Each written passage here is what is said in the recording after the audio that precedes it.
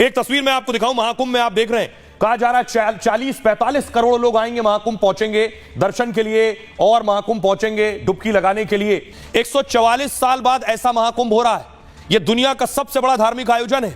दुनिया भर से करीब 40 करोड़ लोग आएंगे यहां। पाकिस्तान की आबादी है 20 करोड़, यानी उससे ज्यादा लोग आएंगे महाकुंभ में। अमेरिका की आबादी है 35 करोड़, यानी उससे भी ज्यादा लोग महाकुंभ में आ जाएंगे। रूस की आबादी है 14 करोड़। सोचिए, रूस अमेरिका की आबादी से भी ज्यादा लोग महाकुंभ में आने वाले हैं। अब आप देख रहे हैं नई पार्लियामेंट, महाकुंभ में 6000 करोड़ का खर्च का अनुमान है।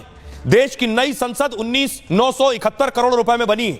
महाकुंभ में 6000 करोड़ खर्च आया, मतलब कुंभ में 6 नई संसद के बराबर खर्च होगा। अब ये आप आईपीएल की तस्वीर देख रहे हैं। खर्च के अलावा कमाई में भी बड़े रिकॉर्ड बनेंगे। महाकुंभ में 1,20,000 करोड़ का मुनाफा होगा। आईपीएल में 12,000 करोड़ रुपए की कमाई हुई थी, यानी आईपीएल से भी 10 गुना ज्यादा कमाई होगी। दुबई के बुर्ज खलीफा से 6,000 करोड़ की कमाई होती है, उससे 20 गुना ज्यादा कमाई 45 दिन के महाकुंभ में हो जाएगी। यह आप देख रहे हैं मोदी स्टेडियम। कुंभ का मेला 4000 हेक्टेयर में फैला है। दुनिया के सबसे बड़े स्टेडियम से 160 गुना बड़ा है। सबसे बड़ा मोदी स्टेडियम 25 हेक्टेयर में बना है।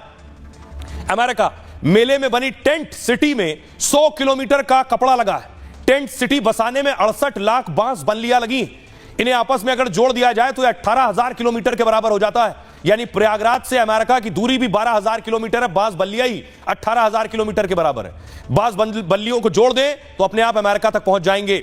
सबसे बड़े आयोजन में और भी भव्य इंतजाम किए गए हैं। महाकुंभ में रोज 1000 क्विंटल चावल बनेगा, 1600 क्विंटल से ज्यादा आटे की खपत होगी। यह स्वर्ण मंदिर के लंगर से 110 गुना ज्यादा है। श्रद्धालुओं के लिए 1.5 लाख पब्लिक टॉयलेट बने हैं, मतलब 1 लाख लोगों के लिए 2,500 टॉयलेट। यह किसी सार्वजनिक आयोजन में सबसे ज्यादा है। इसके अलावा सुरक्षा के इंतजाम भी हाईटेक है।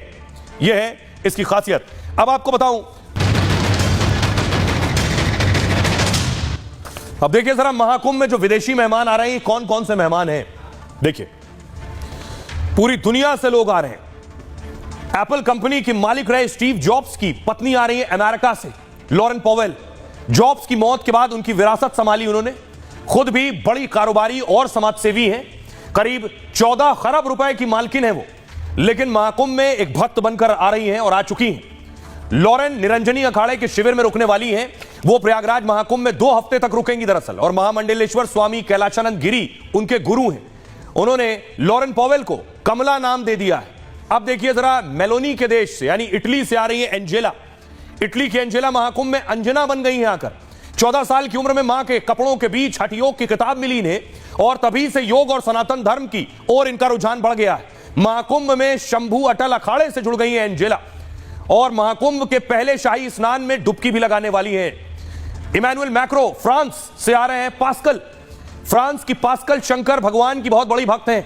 1984 में वो पहली बार भारत आई थी, तभी से भारतीय धर्म और संस्कृति से जुड़ गई हैं पास्कल। कहती हैं सागर मंथन और कुंभ के बारे में भी उन्हें पता है। मुझे हिंदू धर्म और भगवान शिव जी से बहुत लगाव है। पास्कल गले में रुद्राक्ष की माला भी पहनती हैं। अगली तस्वीर आप देखिए, मोक्षपुरी बाबा। न्यू मैक्सिको से मोक्षपुरी बाबा महाकुंभ में आए हुए। मोक्षपुरी बाबा का जन्म अमेरिका में हुआ था और पहुंची पश्चिमी संस्कृति छोड़ सनातन को उन्होंने अपना लिया। बाबा मैक्सिको में एक आश्रम भी खोलेंगे इसके बाद। प्रयागराज में वो जूना अखाड़े से जुड़े हुए हैं।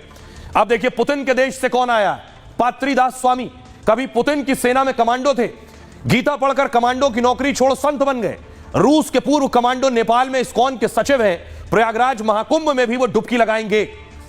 आइए अब आपको सुनवाता हूं, सुनिए जरा, पुतिन के जो कमांडो रहे, पुतिन की सेना में रहे, जो संत बन गए, वो क्या कह रहे हैं।